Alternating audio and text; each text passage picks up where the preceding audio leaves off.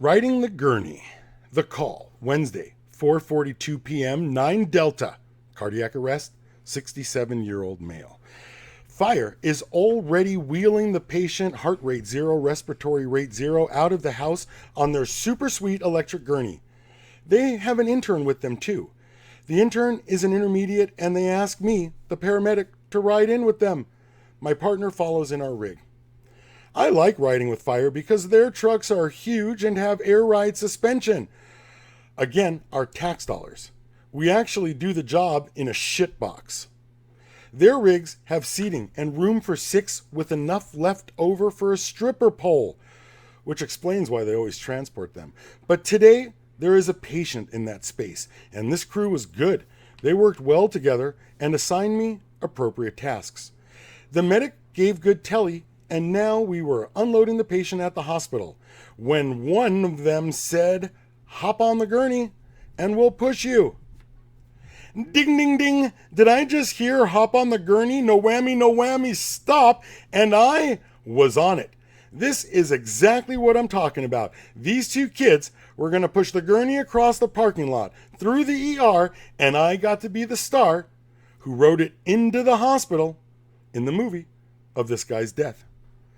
Remember, hardly anybody ever comes back from cardiac arrest, and statistically, if you're not back within the first few minutes of the initial event, you'll probably stay dead.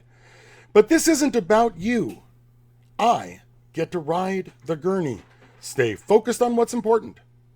Now, let me get into character. Look concerned, push hard, really sell it, and action. But back in the real world, it's summer, it's hot, and it's a long way to the ER because we had to park behind several other trucks. I'm a fat guy, not that fat, and am already sweating from working this patient on the way in. Seriously though, it's monsoon season, it's hot, humid, and I'm a sweaty fat guy, not that fat. So you got to picture this. Me, the 5'8" medic, riding the gurney with the 2 6-foot fire department guys pushing it. We are moving quickly, but as a rule, EMS does not run. Nothing is saved by those seconds, and it usually costs. I am doing compressions, heart rate 65, respiratory rate 0, and riding the rail, and my fat ass is dripping sweat into the patient's face. I was dripping so much sweat in this guy's face, it was pooling in the corner of his open eyes.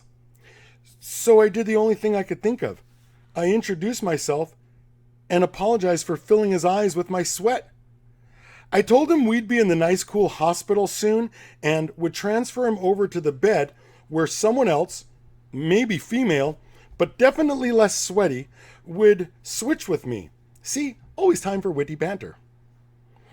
I also asked if it looked like we were all underwater. Too much? Did I go too far? I told him I would wipe my sweat from his eyes after the transfer and we could go our separate ways, never speaking of this incident again. The dead guy and I had this conversation as we passed through the emergency doors, between all the patients, in the long ER hallway, and finally into a room full of medical staff waiting for us.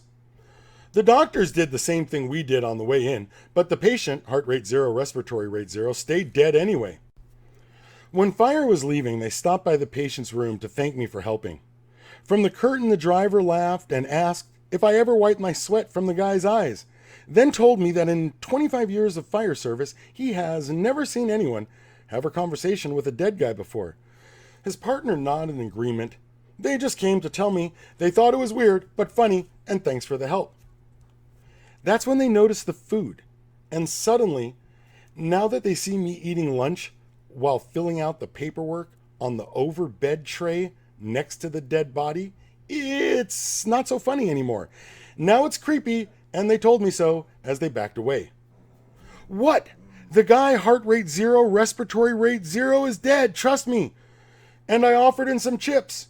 And that's when my partner walked out. What? I was hungry, and Summerlin has great lunch boxes.